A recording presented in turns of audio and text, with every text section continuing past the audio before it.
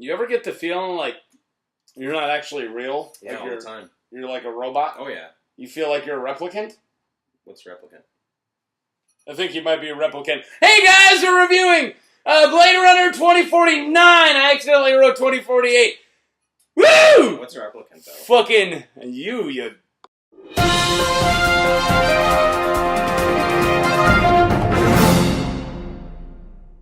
Hello, the internet!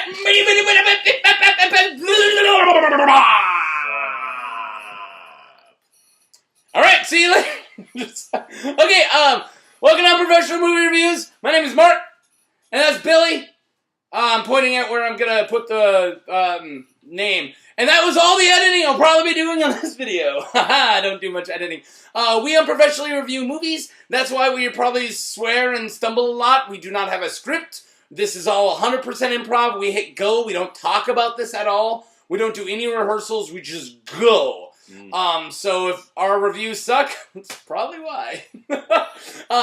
Okay, we're going to be doing Bladerunner 2049. The way this works is one of us is going to give a quick little non-spoiler synopsis, and then after that, just, you know, like a plot of the movie, and then we're going to break down the negatives, and then we're going to break down the positives of this movie, and then we're going to give it a rating between 0 and 10. I have a big dick. Let's do this. All right, so first you're going to do the like and subscribe. Did you already say that? Like, subscribe. The Twitters. And follow me on the Facebook. I finally got my Facebook on my phone again. And I'll give you that little synopsis real quick. So the original movie was from 1984, 1982? 82. And it surrounded the events of a Blade Runner who is a hunter of old model replicants who are essentially engineered to be rogue. So he's a killer of these replicants. And 82. And he falls in love with a replicant and kind of sees their plight and discovers that he kind of might be one. It's foreshadowed. And in one of the cuts, it is foreshadowed. In the original cut, it is not. Okay. In the original cut, the origami unicorn's in the original one. No, yes, but that's like the biggest indicator, isn't it? The dream sequence of him having a unicorn, which is what the origami unicorn is referencing, isn't in the original cut. Oh. Anyways, yeah, so it's from 1982. He's pretty much got it. The endings are different throughout which one, but this actually seemed like it was more going for the original theatrical release because it is going off the ending that he runs away with Rachel at the end. Right. And it also goes with what they don't play on him being replicant. That's not spoilers, they just don't. Yeah. So this takes place 30 years later. Yep, 30 years later. Different Blade Runner. Yes, but I'm saying this is all based off of Do Androids Dream of Electric Sheep, a Philip K. Dick book I read in high school that is very nothing like Blade Runner except for the fact they don't even call them Blade Runners in it. That's something an executive came up with. There's a guy who with the same name who tracks down synthetics, and they just call them either android or synthetics in the book. There we go. That's, that's the synopsis of the original one. So this is the story of a Blade Runner who is trying to get to the bottom of a deep conspiracy to hide a replicant who is able to reproduce and to find the offspring of this replicant that could reproduce and destroy it, because if the world found out that replicants could reproduce, it would cause like a huge panic about replicants. I feel like they might, I know that's like all Act 1 stuff, but none of that's the non-spoilery synopsis. I mean, it wasn't in any of the trailer. I'll give it to you. It's all Act 1. You learn that in like 5 minutes. There you go. That's definitely what this is about. Okay, let's jump into the negatives. I got one. Go ahead. All right. So negatives. Here we go. Same negatives as Christopher Nolan. Villeneuve. I always forget his name. Denis Villeneuve, the guy who directed this. Amazing visionary director, a lot like Nolan. What can they not film? Fights. Yeah. This has really, really bad fight choreography, and it's not like it ruined the movie. I really like this movie, but like there's a fight scene when there's just against one person who's I always want to call him Simps because I played so much Fallout 4, but she just keeps doing this hammer kick move. That's like her only move. And it's just like one guy dodging hammer kick moves. It's like, that's your guy, okay. Also, on that note, there's a very ending of Is it?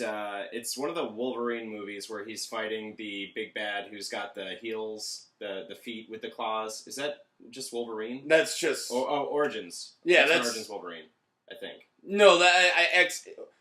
I think you're thinking X2, but she doesn't have foot claws. She just has finger ones. Okay, the only person who's ever had foot claws is Laura. There's a big bad in this movie who is supposedly just an office assistant, but can hold her own against a Bladerunner, who is also a replicant. So like, she's a replicant. I know they're both replicants, but he's a Bladerunner replicant. Yeah. So he should be able to hold his own against even a very skilled combatant. I understand it's a big bad, but she's supposed to be an office assistant. So, like, I think that she is supposed to look like an office assistant, and she's supposed to be like I got the effect that she's Wolverine she's like a badass fucking like assassin who just like she's a lion in sheep's clothing, right? But he's a Blade Runner. No. It shouldn't have been as one-sided at all. If anything, it should have been equal. Especially since the fight at the beginning with Batista. Before we know that Ryan Gosling's also won, like that's like a toe-to-toe fight. Yeah. And my first one, I'm like, he's a replicant and Batista. Yeah. He must also be a replicant because one punch would have fucking slammed to a wall by the and then he's still alive. I was like, if they don't make him a replicant, I'm walking out. And then he's like, oh, you're trying to take out your own kind. I'm like, good. Because if just a human fought through that, I would be like, oh yeah, fucking throw away all the pathology. I would have bought the office assistant being stronger if she had like enhancements, like some fucking arm cannons or something. Like that'd have been cool. But yeah, it would have been cool. Anyway, not that they haven't really done much like that. My biggest negative, there are some plot moments that are really weak. I really hate it in a movie when there's like a failure where it's like, okay, we've got our mission, we're gonna go do the mission, and then something goes wrong, we have to turn back. And this movie did that a couple times, where it's like, okay, we have an established path of how things are supposed to go, and there is drama and complication into getting to our goal. But this one, like, it was towards the end. You might know. I know exactly what you're talking about. And I also didn't understand how his car still had guns, but that's a spoilery thing. Because he's supposed to be disarmed because he had his gun and his badge taken away. So why does his car still have guns? Anyway, I figured it out. And then another big thing about plot. I didn't understand Jared Leto's body mod with the chip and the thing and the cameras. I'm gonna take those two, and I'm gonna break them down into two. So let's put Jared Leto on the shelf. Okay, we'll talk about him next. I agree with the plot thing 100%. This movie hinges on being like a slow burn, which is what I call slow movies that are great. Yeah, slow burns, and onto slow. Because of the weird plot. Like, how do they get to this scene? How do they... And it was hard to follow, yet being really slow at the same time. It didn't lose me, but it did a little bit. Like, this movie definitely... I'm gonna compare it to Paul Thomas Anderson. It's not as bad as Paul Thomas Anderson, but it almost felt like we don't need to show you how we get to the next scene, we're just going to do it. And that kind of stuff kind of bugs me, and they do it like twice in this. Mm-hmm. What were you saying? I was talking about plot and like failed missions, and then I was also talking about how they didn't explain the body modifications for Jared Leto's character. Okay, yeah. I think that's all I have to say on plot is I feel like they do that a lot, and there is some weak things. Yeah. And there's some things that they should have highlighted when they're going to bring them back. Yeah, there's one specific scene that now I understand why they did it, but at the time I leaned over to Mark and I was like, "Is this fan service? I don't understand." I'm going to bring up that scene. That's actually probably one of my favorite scenes in the whole movie. Really? Honestly, I fucking love that scene. Mostly for the visuals. See, it's a gorgeous scene. My favorite thing about this movie involves that scene, but that scene was not my favorite part of the movie. Okay. Back on Jared Leto. What is he? What's his point? What's he doing? What is it? What's his character? He's supposed to be like Is he a human? Is he not a human? No, what's he? I think he's a human who's modified. Who had he removed it later, so I don't think it was a permanent body mod. Yeah, but he had like a plug-in on his neck. I don't have plug-ins on my neck that you could just plug. I didn't see that. No, he had a thing that they plugged the thing into. No, that was a device that he removed later. Oh, did he? Oh. Yeah. And there's telepathic machines in this movie, which I also think is weird. They don't even. I think that's what. That. No, well, that's his eyes.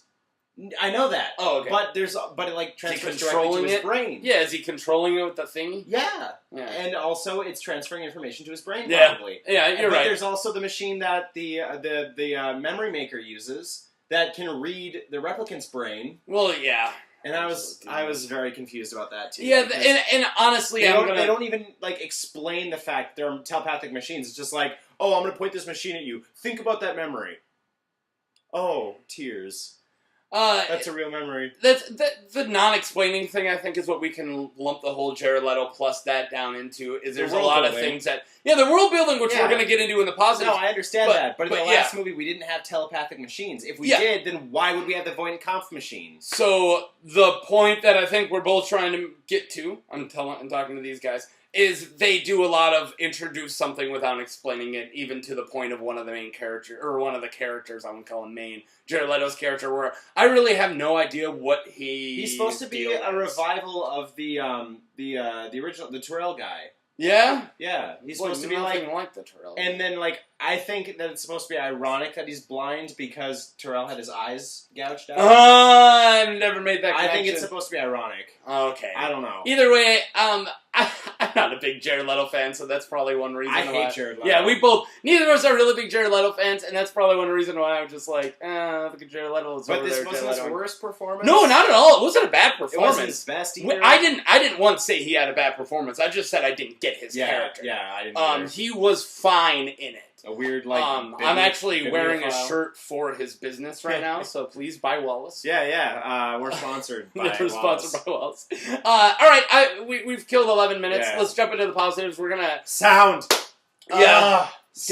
Take it away. The sound design for this movie. I heard you getting erections. Yes. During the Dolby Atmos digital sound for this movie was incredible. It was directional. It fucking vibrated my seat. The sound, not only the sound design, but the sound editing was fantastic. When the flying ships come over, yes, it has like a reverb. Yeah. My only complaint about sound design or editing in this movie is that it was a little too loud, and that's like amazing. But even the quiet shit was so quiet. Yeah, that movie's quiet. The range was huge. I would hear people like make tiny little noises from like 4 rows down because we're all just like in depth in this super quiet scene, and that right there is great. Yeah. And there was very little ambient music. There's like no music. There's a lot of sound. Almost no music. There's practical music, like when they're walking by a place playing music, but it's not like like Birdman where you just hear drums the whole time. It's the opposite of that. It reminded me a lot of No Country for Old Men. Didn't have any music either. It reminded me of There'll Be Blood. Yeah, that didn't have any either. Or did it? No, it had one one note, like a soundscape. Just in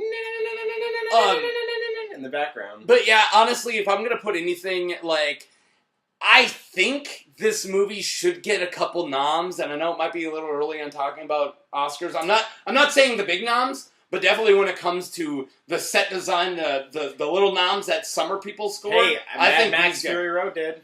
Mad Max got a fucking Best Picture nom, motherfuckers. But I'm saying those ones that when Suicide Squad gets a fucking nom, those special effects ones. I think this one's gonna steal sound design, hands down. I agree. I think this one's gonna steal sound mixing. Hands down, I think if it doesn't cinematography, it's got to get a nom. Oh, it's got to get a nom for cinematography. And if it doesn't get those, I really think that there's definitely that proves to me that there's a sci-fi bias that I don't want to believe there is one. Let's also talk about mise en scene, the design for sets. Yeah. World. They captured the feel of the 1982 original perfectly. And we talked about this during our Ghost in the Shell review. I love the future of the 80s. Yeah. And this movie just nails it. Nails it. Beautiful. I loved it. This did the same thing Mad Max did of I'm going to try the same thing I did back in the 70s, but now I have a budget. Yep. Hey, we're going to do the same. This is, now I have to say we because it's not the same guy, but now we're going to try to capture the same thing, but now we have amazing special effects to help us. They took everything that was wrong with the Tron sequel and just like said, "Fuck that! Yeah, we're gonna doing do the Mad Max thing and like actually capture the feel of the original." Yeah, and atmosphere all around, world building. This so movie good. Absolutely nailed it. So good. And I have to give my shout out to Roger Deakins. If you guys don't know who Roger Deakins is, he is a cinematographer. He should be a household name. And I literally heard his name recently. He should be a household name. Most of your favorite movies of the last 10 to 20 years, we're talking Fargo, Shawshank Redemption, No Country for Old Men, Oh Brother Where Art Thou? Oh Brother Where Art Thou, Saving Private Ryan. Oh yeah. Yeah. He is the cinematographer of some of the better movies of our generation, and he kills it here. I'm not going to say this is one of his best, because it's hard to say that. This is a guy who constantly goes bowling and throws 300s, and this is another 300. Yeah. This is another perfect game of Deakins. And he's he's going to get yet another Oscar. His 7-10 splits are like Rango. Boom. Yeah. But there's still 7-10 splits, right. but still. Well, even Rango isn't that bad. It's not great. Even his bad movies are visually beautiful. Yeah. I mean, like How to Train Your Dragon's gorgeous. It is. Rango is really good. Yeah. Really beautiful. Good too. looking. Good looking too. Terrible movie. Okay, let's move on to things we haven't talked about yet, like actors. Other than Jared Leto. Ryan Gosling, better than he was in La La Land for sure. This isn't my favorite Ryan Gosling. My favorite Ryan Gosling is still Place Beyond the Pines. Lars and the Real Girl. Lars and the Real Girl is a really good Gosling. Drive is also a decent one. But I did like his ability to keep that robot face the entire time. He's usually more animated. Yeah. Like, he's a very, I'm charming. Yeah. He's not charming in this. He drops his biggest weapon, and holds it. And that was actually kind of cool. That's a good thing an actor can do. Can we talk about Grandpa Ford for a second? We can jump right on to Grandpa Ford. Grandpa Ford. So you might remember in our review for Force Awakens, I talked about Grandpa Solo a little bit. I like this thing. I like this gun. This is not how I imagined my day was going to go. They pulled some shit exactly like that in this movie, and it pissed me off because Harrison Ford delivers a very solid performance in this movie, especially when he's like thinking about Rachel. It's just It's like you can see that he actually put effort into rehearsing the scenes, and like it was personal to him as an actor, and they kind of shit on that by making a Grandpa Solo remark of, "I like the song." Fucking holographic Elvis. They're still keeping the Grandpa Solo thing, but he was very good. I want to move. Was her character Love? Yeah. The hologram? Yeah. Was Love? No, Love. Oh, Love was the assistant. Oh, the assistant. Yeah, Jared Leto's assistant. She was all right. What was her name then? Frieza? No, Frieza was the one-eyed replicant from the first movie. Oh yeah. Well, then I don't know what her name was. That was her right there. No, that's the prostitute. Oh right. We're not on my phone. He's playing with my penis. Playing with his penis. Joy. That's Joy. Right. Okay, so Ana de Armas. I liked it. You were pretty good. Yeah, I was a big fan. Yep. And then the other one, Mackenzie Davis. What else is she in? She was I don't know. Super she familiar. Was amazing. Yeah, she was really good. Holy shit! The Lady of the Night. Like she didn't. Yeah, she didn't have a lot of lines, but she was really good. The eyes. She was really good. She acts. Mackenzie with her Davis. eyes. Good job. Yes. Okay, so let's talk Very about this impressed. scene. We're gonna try to skip, not spoil. So if you've seen this, you're gonna know the scene. Have you seen Her? Okay, I have. Have you seen Her? Because I'm not talking to you. I'm talking to the people. Yeah, the you people who guys. are watching. Because they're not gonna answer. Because they squished like most of Her into like a 3-minute scene. Yeah, I loved that scene a lot. Mostly for visuals. That's the scene I thought was fan service for those of you who saw the movie. But they literally had. They go from one person flipping out of another person to them sharing both features to like them not like then the features fighting Which to.